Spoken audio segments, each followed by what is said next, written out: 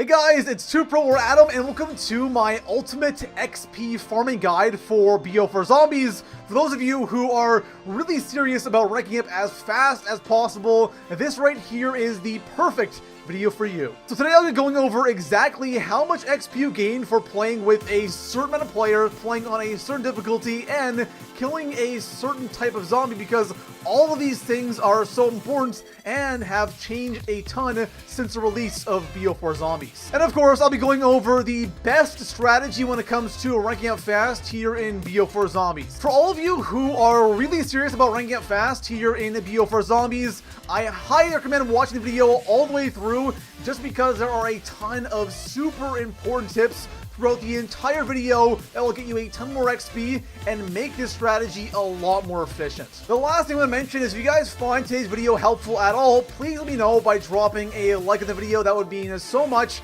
Besides that, let's go ahead and jump into today's video. The first thing I want to go over is the XP earn rates here in BO4 Zombies, because this is one thing that has changed a ton since the release of the game, and it has changed since my last ranking up fast video. Let's start things off by looking at the XP earn rate for Classic and Casual. So when you are playing solo, a melee kill gives you 63 XP, headshot is 47, body shot is 31, 2 players, a melee kill is 75, headshot is 56, body is 37, for 3 players, melee is 50, head is 60, body is 40, and then with 4 players in Casual or Classic, you have 95 for a knife kill, 71 for a headshot, and 47 for a body shot. So you can see how much more XP you're getting when you're playing with 4 players versus when you're playing with 1 player. So now we're getting more XP in Hardcore than we were before, because before,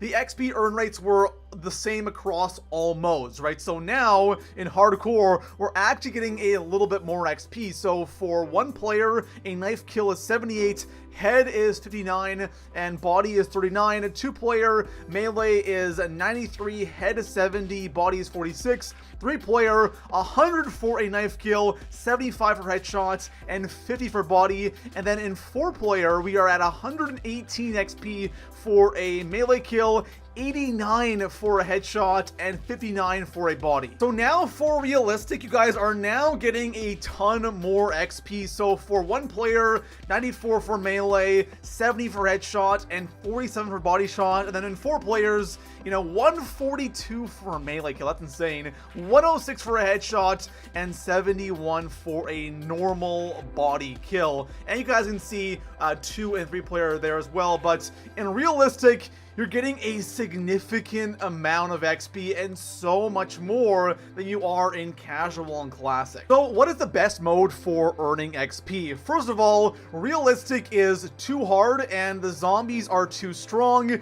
It just doesn't really work all that well, because instead of zombies being, pretty weak on like round 10 or 15 or 20, they're pretty strong and realistic, so you're not going to get the same amount of kills as fast in like Classic, for example. So realistic is instantly out. So Classic / Casual is definitely a good amount of XP, and for the strategy I'm about to go over, Classic especially works really well as well. Casual definitely is not, but overall, Classic still gives you a decent amount of XP, and for those of you who might not be, amazing at zombies, or you're not all that confident, I would definitely recommend trying Classic. Honestly, guys, the way to go if you're playing solo, 2, 3, or 4 player is Hardcore, because Hardcore honestly isn't that much harder. You have 1 less hit, which really is not a big deal, but the extra XP you're getting is definitely worth it. And for this strategy, what we're going for is we are going for 4 player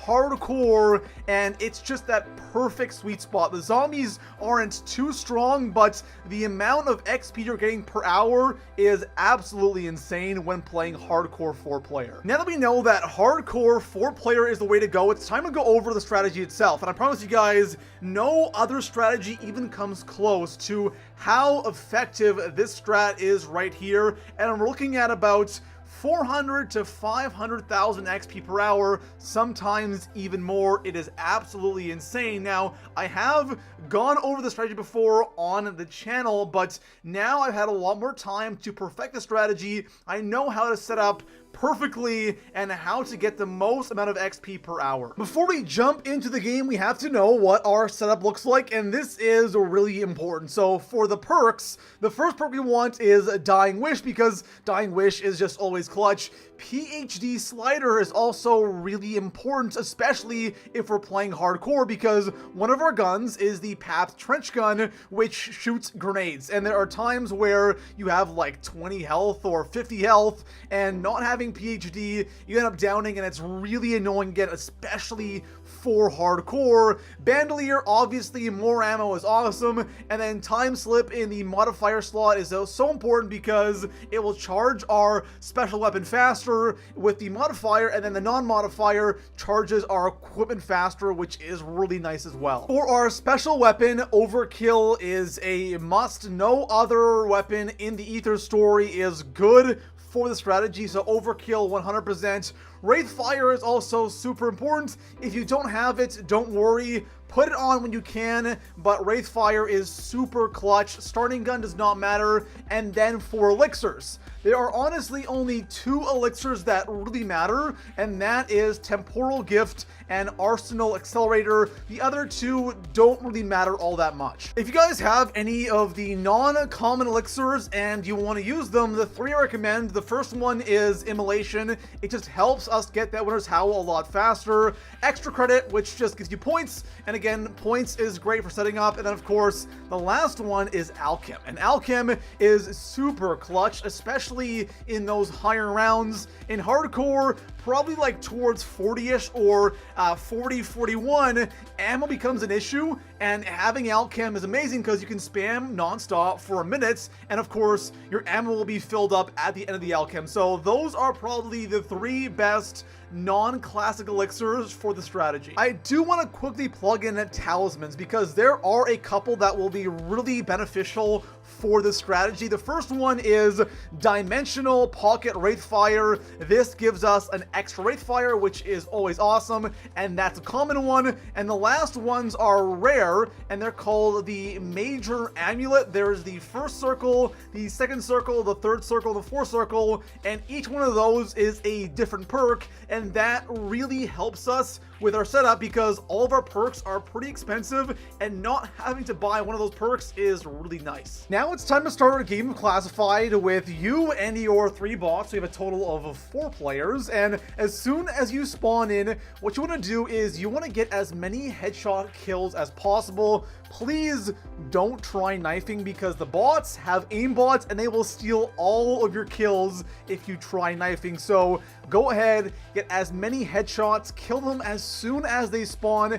and don't open any doors because the bots will go ahead and open up all the doors for you on the top floor. So one thing you want to keep in mind as you're playing is you need to craft the shield and the teleporter amplifier, but there's really no rush on this. I usually craft the teleporter amplifier just when I have to pap, and then the shield a little bit before that. It's just nice having it just in case. But the next thing that we have to do is we need to move the box as soon as possible. The 2 guns that we need for this strategy, the first one is a must, which is the Winter's Howl. The second one we want is the Trench Gun, and this is the wall gun where we'll be camping at, near the elevator right beside this wall gun. So that's why we don't have those 2 guns. In case you're out on the Howl, you can always buy wall ammo for the Trench Gun, which is pretty much like a grenade launcher when Pack-a-Punched. And the reason why we want the box move is because once we move the box for the first time, we start getting fire sale drops. And believe me guys,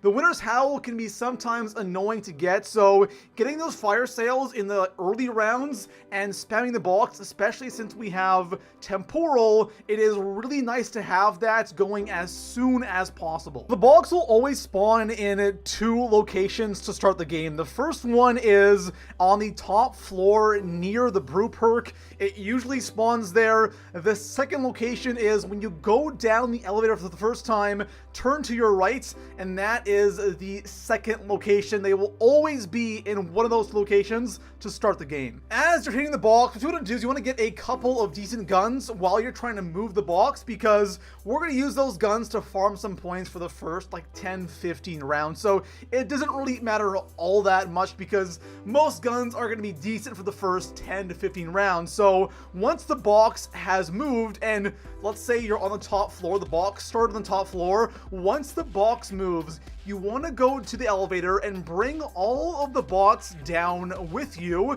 and leave the elevator, let them all run out to the second floor, and then go back up. If the box starts on the middle floor, just do the same thing, bring all the bots down with you, hit the box until it moves, and when you have your guns, then go back up. The reason why we do this is because the bots can go ahead and open up all the doors on the middle floor while you go upstairs where the majority of the zombies will spawn, and that means you'll get a ton of points. At this point, when you're on the top floor, all you want to do is get as many points as you can, watch out for fire sales, and hit the box as much as possible. Your only goal right now is to get the winner's howl. Do not worry about the trench gun, because you can buy that off the wall whenever you want. So right now, we want the winner's howl. Now, by around round 10 or 12-ish, if you do not have the howl, then you can leave the top floor. You'll have a ton of points anyways at that point, and go and follow the box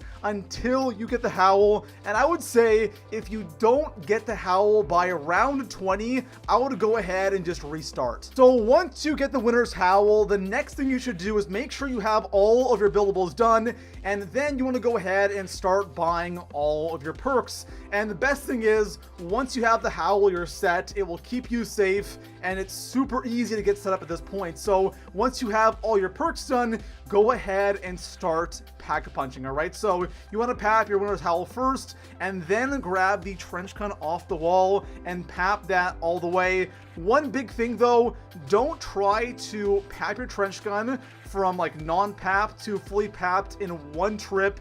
It usually does not go well, especially mid-round, and you should be around 20-ish. And if you down there, it's kind of annoying. You might lose your gun and waste a bunch of time. So once you have the winner's howl papped, the trench gun fully papped, you have all 4 of your perks, you have a shield on your back, you can go ahead and head to the middle floor and camp in the elevator, again, right beside that trench gun wall by, and make sure you are standing inside the elevator, because once you leave the elevator, the bots will think you're leaving as well. So if you're standing in there, the bots will stand in there, they'll cover the window behind you, and all you have to do is kill all of the zombies in front of you. One important thing to do at this point, if you haven't already, is go into the settings and turn on cartoon mode, because you do not want your game to crash after grinding out a bunch of rounds, because you're gonna have a ton of zombies, crawlers, dogs thrown at you,